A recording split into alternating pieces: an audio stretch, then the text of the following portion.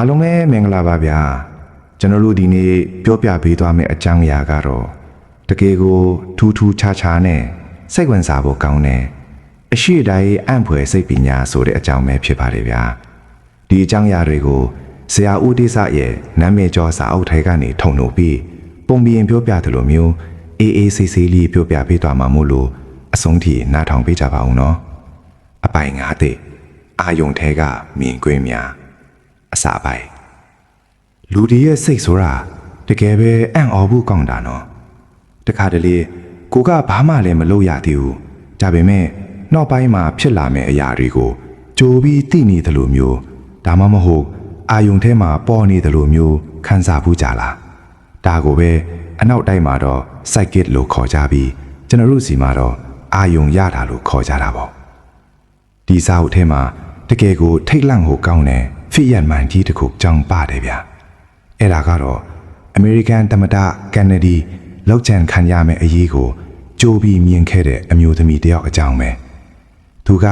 တခြားသူတွေလိုတပ်ဖန်လုံးကိုကြည်ပြီးဟောတာမျိုးမဟုတ်ဘူးနော်သူကဖျားအာယုံပြူနေရဲ့နဲ့သူ့ရဲ့စိတ်အာယုံထဲမှာတင်ရုပ်ရှင်ပြသလိုကွင်းကွင်းကွက်ကွက်ကြီးမြင်နေရတာသူဘာတွေမြင်ခဲ့လဲဆိုတော့အိမ်ဖြူတော်ကြီးကိုမြင်နေတယ်ဒါပေမဲ့အဲ့ဒီအိမ်ဖြူတော်ကြီးထဲကိုအနက်ရောင်ခေါင်းတလားကြီးတစ်လုံးတဲသွားတာကိုသူအာယုံထဲမှာတွေ့လိုက်ရတယ်အဲ့ဒါတည်းမကားသေးဘူးနော်တမတကိုလှုပ်ချင်မဲ့သူရဲ့နာမည်ဟာ W နဲ့ဆက်လိမ့်မယ်လို့ပါသူကအသေးချာကိုပြောခဲ့တာဗျနောက်ပြီးအိန္ဒိယရဲ့ခေါင်းဆောင်ကြီးမဟာသမခန္ဒီကြီးလှုပ်ချင်ခံရဖို့တရက်အလိုမှလေသူကကြိုးပြီးသိနေခဲ့ပြန်ရောဒါဟာတိုက်ဆိုင်မှုလားဒါမှမဟုတ်လူတွေရဲ့စိတ်ထဲမှာတကယ်ပဲအနာဂတ်ကိုကြိုးမြင်နိုင်တဲ့ရှက်သမားအာယုံ six sense ဆိုတာရှိနေတာလားဆရာဦးတေစာကတော့ဒီစာအုပ်ထဲမှာစိတ်ရဲ့စွမ်းအားတွေအရှိတိုင်းသားတွေရဲ့အံ့ဩစရာစိတ်ပညာလှုပ်ရှားချက်တွေကိုတစ်ခုချင်းဖွင့်ချပြထားတာဗျမောင်မဲနေရဲ့အခန်းလေးတစ်ခုထဲမှာငိမ့်ငိမ့်လေးထိုင်နေရင်နဲ့ကိုယ့်ရဲ့စိတ်ကိုစူးစီးလိုက်တဲ့အခါလောကကြီးရဲ့လှုပ်ရှားချက်တွေဟာကိုယ့်မျက်စိရှေ့မှာပေါ်လာနိုင်တယ်ဆိုတာခင်ဗျားတို့ယုံလားအရှိတိုင်းစိတ်ပညာရှင်တွေကတော့ဒါကိုနီးစနစ်တကျလေ့ကျင့်လို့ရတယ်လို့ဆိုကြတယ်ဗျဒါပေမဲ့ဒီထက်ပိုပြီးကြောက်ဖို့ကောင်းတာပိုပြီးအံ့ဩဖို့ကောင်းတာတွေရှိပါသေးတယ်အဲ့ဒါကတော့လူတစ်ယောက်ရဲ့အသက်ကိုအကြည့်နဲ့တင်နှုတ်ယူနိုင်တဲ့စိတ်ဆွမ်းအားတွေအကြောင်းပဲလူတစ်ယောက်ကိုကြည့်လိုက်ရုံနဲ့သူဘာတွေစဉ်းစားနေလဲဆိုတာကိုသိနိုင်တဲ့စိတ်ချင်းဆက်သွယ်ခြင်းဓာတ်တော်ကတိအတ္တပညာတွေကိုအရှိတိုင်းသားတွေဘယ်လိုလေ့ကျင့်ခဲ့ကြတာလဲသမ္မတကန်ဒဒီရဲ့ကံကြမ္မာကိုကြုံမွန်ခဲ့တဲ့အဲ့ဒီအမျိုးသမီးနောက်ထပ်ဘာတွေများကြုံဟောခဲ့သေးလဲနောက်ထပ်အပိုင်းတိုးမှာတော့လူစိတ်ရဲ့နှဆိုင်တဲ့လူရွှေချက်တွေနဲ့အရှိတိုင်းရဲ့အံ့ဖွယ်စိတ်ဆွမ်းအားတွေအကြောင်းကိုဆက်ပြီးပြောပြပေးသွားမှာမို့လို့စောင့်မျှော်ပေးကြပါအောင်ဗျာအားလုံးပဲမင်္ဂလာပါဗျာကျွန်တော်တို့ရဲ့အရှိတိုင်းအံ့ဖွယ်စိတ်ပညာအပိုင်းအနုကိုပြန်လဲစတင်လိုက်ပါပြီပထမပိုင်းမှာကျွန်တော်တို့သမ္မတကန်နီဒီရဲ့အရေးကိုကြိုမြင်ခဲ့တဲ့အာယုံစွမ်းအားရှင်အမျိုးသမီးချောင်းပြောခဲ့တယ်နော်ဒီနေ့မှာတော့အဲ့ဒီလိုစွမ်းအားတွေရဖို့အခြေခံအကြဆုံးဖြစ်တဲ့စိတ်ရဲ့ရှုဝတ်ချက်တွေကိုဆက်ပြီးပြောပြပေးသွားမှာပါဗျာ Episode 2စိတ်တစ်ခုရုပ်90အစာပိုင်းစိတ်တစ်ခုရုပ်90ဆိုတဲ့စကားကိုကြားဖို့ကြတယ်မလားဒီစကားကရိုးရိုးလေးထင်ရပေမဲ့တကယ်တော့အယမ်းနဲ့တယ်ဗျာကျွန်တော်တို့မြင်နေရတဲ့ဒီလောကကြီးမှာရုပ်ပိုင်းဆိုင်ရာတွေဘလောက်ပဲများများတကယ်တမ်းနောက်ွယ်ကနေကြိုးကင်နေတာကတော့စိတ်တစ်ခုတည်းပဲဖြစ်ပါတယ်အဲ့ဒီစိတ်ကိုဒါခင်ဗျားတို့ပိုင်ပိုင်နိုင်နိုင်ထွင်းချုံနိုင်မယ်ဆိုရင်ခင်ဗျားတို့မယုံနိုင်ကြကောင်းတဲ့အရာတွေကိုဖန်တီးနိုင်လာလိမ့်မယ် The story ဇလန်စာမီဆရာဦးတေစာကသူ့စာအုပ်ထဲမှာစိတ်ဝင်စားဖို့ကောင်းတာတစ်ခုပြောထားတယ်ဗျအဲ့ဒါကတော့အိန္ဒိယကစာဒူးလို့ခေါ်တဲ့ယောဂီကြီးတွေအကြောင်းပဲဒီယောဂီကြီးတွေဟာနှစ်ပေါင်းများစွာမစားမတောက်ပဲမလုံးမရပဲထိုင်နေနိုင်ကြတယ်တဲ့ဒါမှလူတွေတော့ဒါဟာမဖြစ်နိုင်ဘူးလို့ထင်ရပေမဲ့သူတို့ကတော့ရှိုးဝစိတ်တန်ခိုးကိုအသုံးချနေတာဗျကျွန်တော်တို့လူတိုင်းမှာစိတ်နှမျိုးရှိတယ်ဗျတခုကတော့ကိုလုံနေတာကိုကိုသိနေတဲ့အတိစိတ်ပေါ့ဥပမာ စာအုပ်ကိုလွှမ်းယူတာမျိုးနောက်တစ်ခုကတော့ခမည်းတော်မတိလိုက်ပဲနောက်ွယ်ကနေအလုတ်လုံနေတဲ့မတိစိတ်ပဲစကားပြောနေရင်ဒူးလုံနေတာမျိုးမျက်တောင်ခတ်တာမျိုးတွေဟာအဲ့ဒီမတိစိတ်ကြောင့်ဖြစ်နေတာအဲ့ဒီမတိစိတ်ကိုသာခမည်းတော်ချုပ်ကင်နိုင်မယ်ဆိုရင်စောစောကပြောရဲ့စိတ်တန်ကိုတွေကိုရလာနိုင်ပြီလို့ဆိုတယ်ဗျာ atmosphere အငွေတာတွင်ချင်းဒါပြီးနဲ့ဒီနေ့ခေတ်မှာကျွန်တော်တို့ရဲ့စိတ်တွေကအယမ်းပင်ပန်းနေကြတယ်ဗျာလမ်းပေါ်ကကားတန်တွေရထားတန်တွေလူတန်တွေဟာကျွန်တော်တို့သတိမထားမိပေမဲ့နားတဲ့ကိုအငဲဝင်နေပြီးအာယုံကြော်တွေကိုပင်ပန်းစေတယ်ဒါကြောင့်ပဲညနေဆောင်ရင်ခန္ဓာကိုယ်ကြီးကမလုတ်ချင်းမကင်ချင်းအောင်ဖြစ်လာရတာပေါ့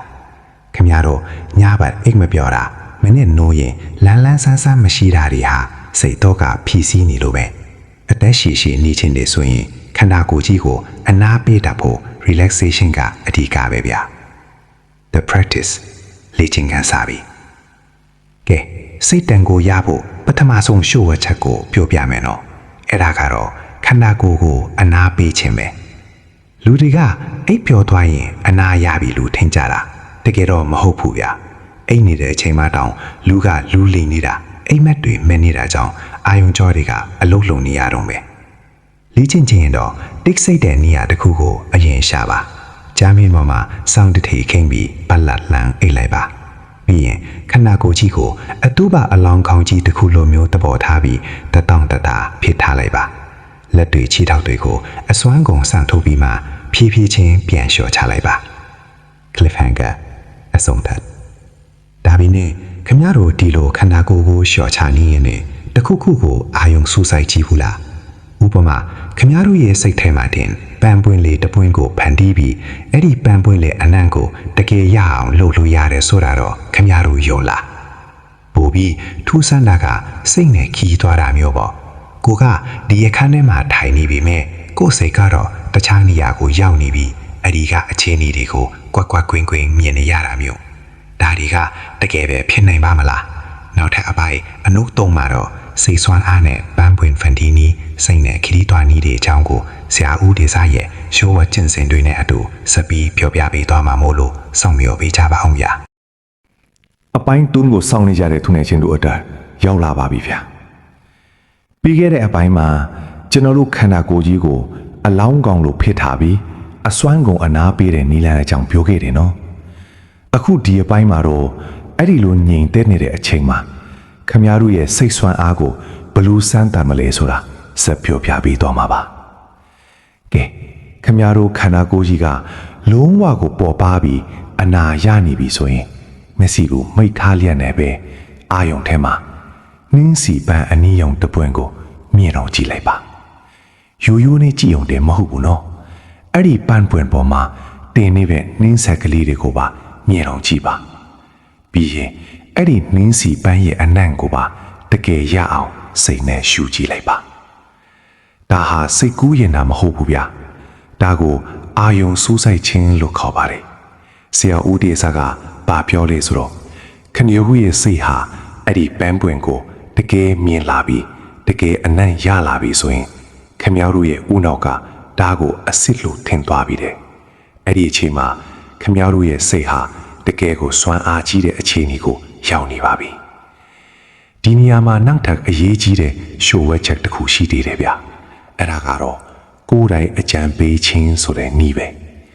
ခမည်းတော်စိတ်ညှို့ပင်ရအကြောင်းကြားဘူးမှာပေါ့စိတ်ညှို့ဆရာကခင်ညာအိပ်ပျော်သွားပြီတော့ပြောရင်အိပ်ပျော်သွားတာမျိုးလေအခုကသူများကလာလို့တာမဟုတ်ပဲကိုယ်စိတ်ကိုကိုယ်တိုင်ပြန်ညှို့ယူတာဗျဥပမာခင်ဗျားကလူကြားတဲ့စကားပြောရမှာကြောက်တတ်တယ်ဆိုပါစို့အဲ့ဒီလိုစိတ်လျှော့ထားတဲ့အချိန်မှာငါဟာတတ်တည်ရှိတယ်ငါဟာစကားပြောကောင်းတယ်လို့ကိုအကြံပေးကြည့်ပါဒါကိုအိတ်ခါနီတိုင်းဒါမှမဟုတ်နိုးချင်းမှအချင်းချင်းလုပ်ပေးရင်ခင်ဗျားရဲ့မတိစိတ်ထဲကိုဒါတွေရောက်သွားပြီးတကယ်ကိုပြောင်းလဲသွားလိမ့်မယ်လို့ဆိုပါရဲ့ဗျာဒါပေမဲ့စိတ်ဝင်စားဖို့ကောင်းတာကဒီလိုစိတ်လေ့ကျင့်ခန်းတွေလုပ်ရင်းနဲ့တချို့လူတွေဟာထူးဆန်းတဲ့အတွေ့အကြုံတွေရလာတတ်တာပဲအဲ့ဒါကတော့ကိုယ့်ရဲ့ခန္ဓာကိုယ်ကြီးကဒီအခန်းထဲမှာကြံခဲ့ပေမဲ့ကိုယ့်ရဲ့စိတ်အာရုံကတော့အခန်းအပြင်ကိုထပ်သွားတာမျိုးတခြားမျိုး တခြားနိုင်ငံတွေကိုရောက်သွားတာမျိုးတွေပါပဲဒါကိုစိတ်နဲ့ခရီးသွားခြင်းလို့ခေါ်ကြတာပေါ့ခင်ဗျားတို့တော့မယုံနိုင်စရာကောင်းတဲ့ဒီလိုမျိုးအတွေ့အကြုံတွေကိုတကယ်ခံစားကြည့်ခြင်းလားဒါပေမဲ့တတိထားရမှာတခုရှိတယ်ဗျအဲ့ဒီလိုစိတ်နဲ့အပြင်ထွက်သွားတဲ့အချိန်မှာကိုယ့်ရဲ့ခန္ဓာကိုယ်တွေကိုတခြားအရာတစ်ခုခုကဝင်ရောက်နေရယူသွားနိုင်တယ်ဆိုတာတော့ခန္ဓာတို့ကြားဘူးကြလားတကယ်လို့အဲ့ဒီလိုဖက်ခဲရင်ဘယ်လိုလုပ်ကြမလဲကိုယ့်ရဲ့စိတ်ကခန္ဓာကိုယ်ထဲပြန်ဝင်လို့မရတော့ပဲလမ်းပြောင်းနေရင်တော့ကဲနောက်ထပ်အပိုင်း၄မှာတော့စိတ်နဲ့ခရီးသွားတဲ့အခါကြုံတွေ့ရနိုင်တဲ့အန္တရာယ်တွေနဲ့လူတစ်ယောက်ရဲ့အတွေးကိုကိုယ်စိတ်နဲ့ဘယ်လိုလွှမ်းမိုးချုပ်ကိုင်မလဲဆိုတဲ့အကြောင်းတွေကိုဆက်ပြီးပြောပြပေးသွားမှာမို့လို့စောင့်မျှော်ပေးကြပါဦးဗျာလူစိတ်ရဲ့နှဆိုင်နဲ့ရှို့ဝဲချက်တွေကအခုမှတကယ်စားမှာ